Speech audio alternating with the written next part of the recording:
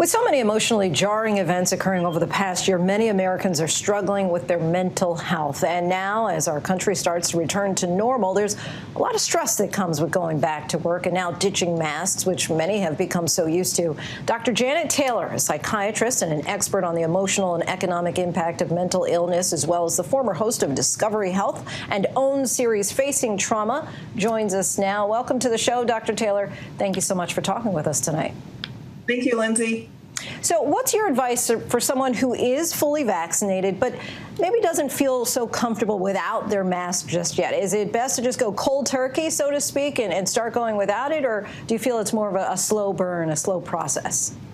Well, as you mentioned, so many of us have had stress for the past 14 or 15 months anyway. There really is no point in doing something that creates more anxiety or stress. If you've been fully vaccinated, I think you should let people know in where you are, whether that's in your office or around, so that will ease their own discomfort. And certainly pay attention to whatever makes you feel more comfortable. Just because we can certainly wear a mask, as Dr. Fauci said, safely, doesn't mean that you don't have to wear it if it makes you feel comfortable. So do whatever makes you feel comfortable. Use common sense. Notice when you are feeling anxious and be aware of those triggers, and then do an action that brings you some peace. And what about the dynamics of not knowing if a stranger or coworker that's close to you, whether they've been vaccinated or not, and suddenly everyone isn't wearing masks? So how do you deal with droplet anxiety?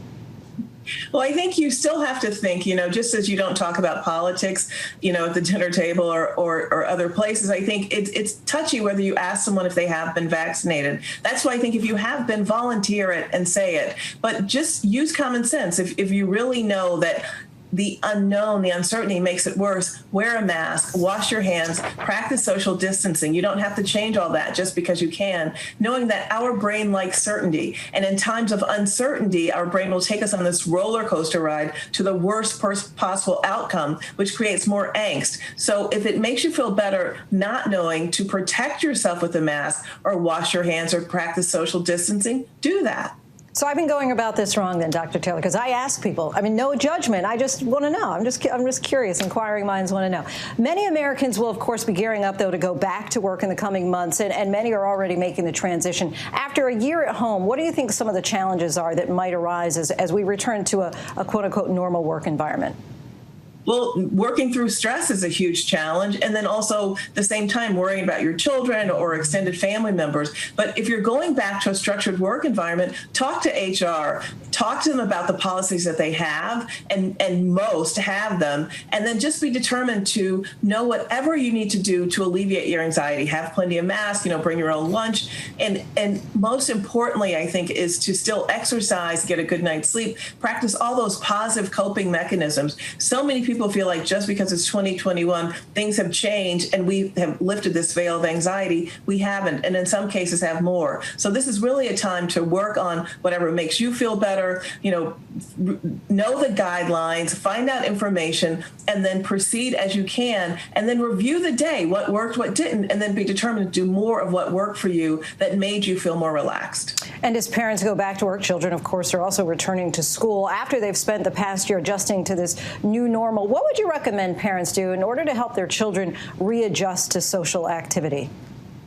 Well, to help your kids readjust to social activity, certainly pay attention, ask them what ifs.